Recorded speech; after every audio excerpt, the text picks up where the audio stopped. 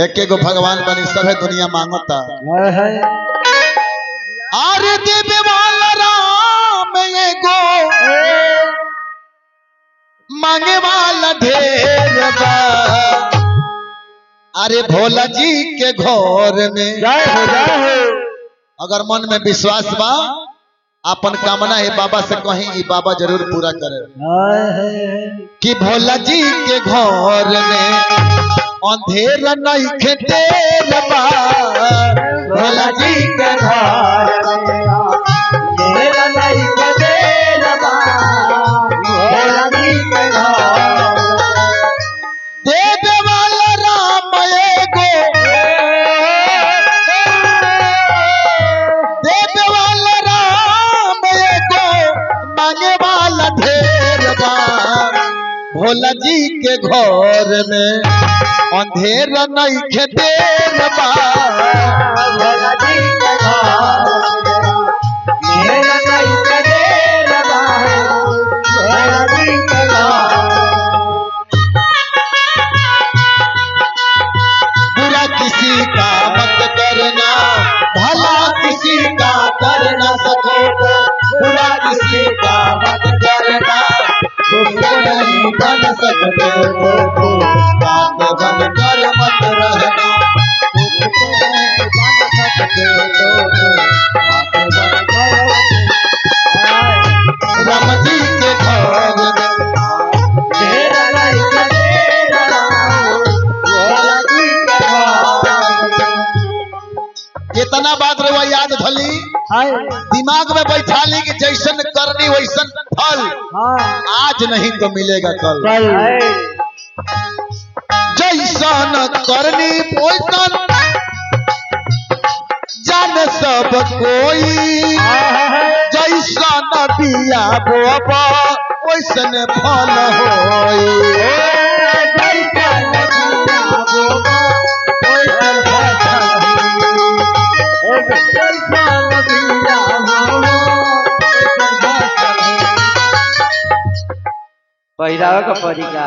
भगवान के दरबार में जे नाचल वो बुझल की धरती से तोड़ गए। जानलन पहिना दी भक्ति कई प्रकार के होला नाचलो एगो भक्ति है कि जैसन करनी भरनी जाने सब कोई।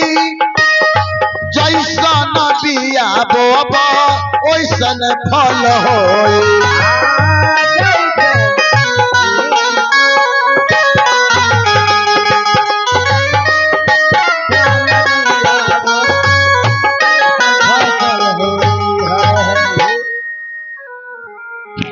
हटा दे भगवान के दरबार में पानी ने तो तरह का नचैती। वाह ए पहिनबो कि ना ए के पहिरावे वाला नहीं के ए तनिया के पहिना दे लजाता रही ए लजाता रही एमन तो तुम्ही बांध गाती कि जैसन करनी भरनी जाने सब कोई। जैसन बिया बोबा वैसन फल होई। जैसन करनी भरनी वैसन होई।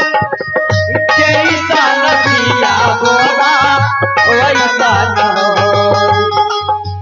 कोई अन्हार बाटे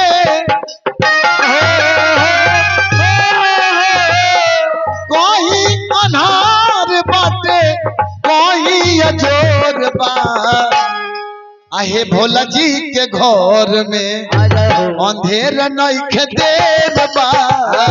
भोला जी के घर अंधेरा नहीं खेतेर बा। भोला जी के घर अंधेरा नहीं खेतेर बा। भोला जी के घर अंधेरा नहीं खेतेर बा। भोला जी के घर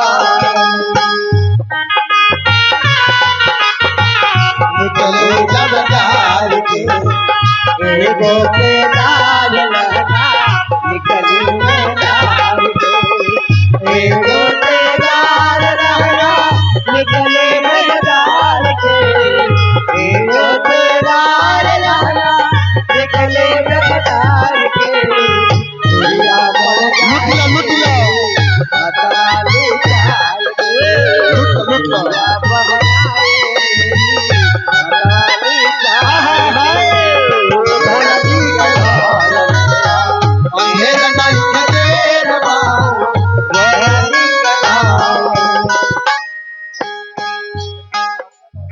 आखिर जवानिया बतावे न लोग नाचे के कहता देह में फालिश मार दिया के तरह बैठ के चिपरी पथी है ना ये जवानिया बात अब भगवान के गीत गावा चाहे नाच लो हिला लो हिला चाहे लो लोग के मार के कपार फाड़ दो हाँ ये तोहरे हाथ में बा लेकिन इतना जाना कि बुढ़ारी आई कभी के भाव बा ढल जाई जवानी भैया आ जाई बुढ़ारी अपने लोगवा दी है तोह के काटल काटल गारी अपने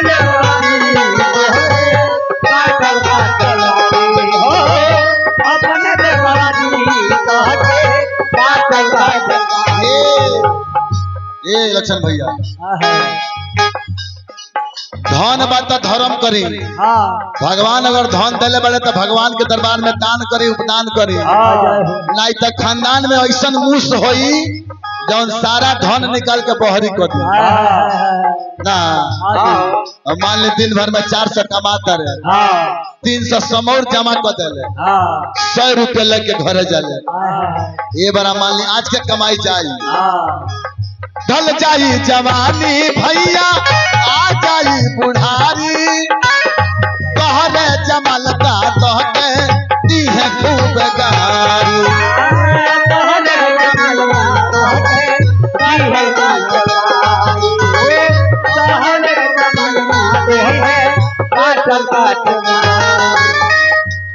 जोगिंदर भैया धन के तीनिए गो गति बा दान भोग नाश दान करी नहीं तो खाई भोग करी नहीं तो तीसरा कुल में ऐसा कोनो कुपातर होई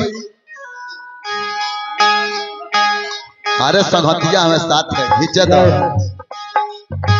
ढल जाई जवानी ये भैया आ जाई बुढ़ारी अपने जमल का कह के दी है खूब गारी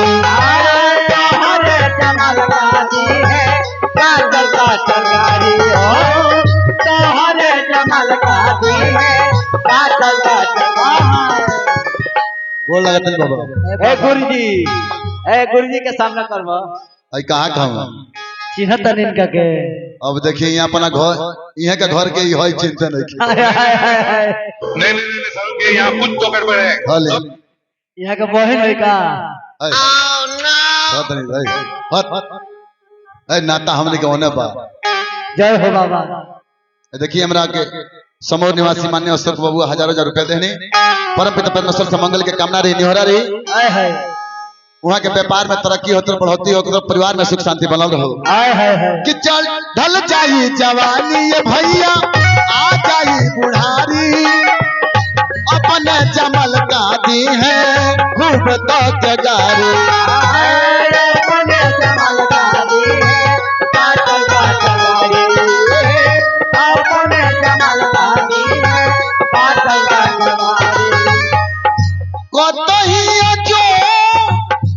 बबुआ का नचाना थी कतही अनार बाटे कतही अनार बाटे कतही अजोर बा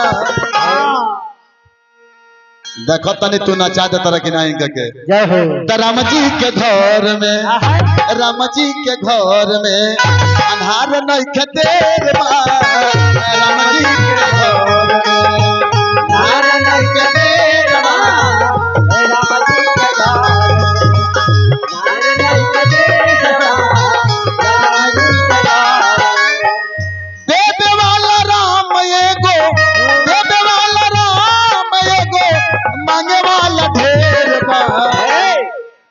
चले के बाद तो भोला जी के घर में भोला जी के घर में अन्हारा नहीं खेतेर बा भोला जी के घर में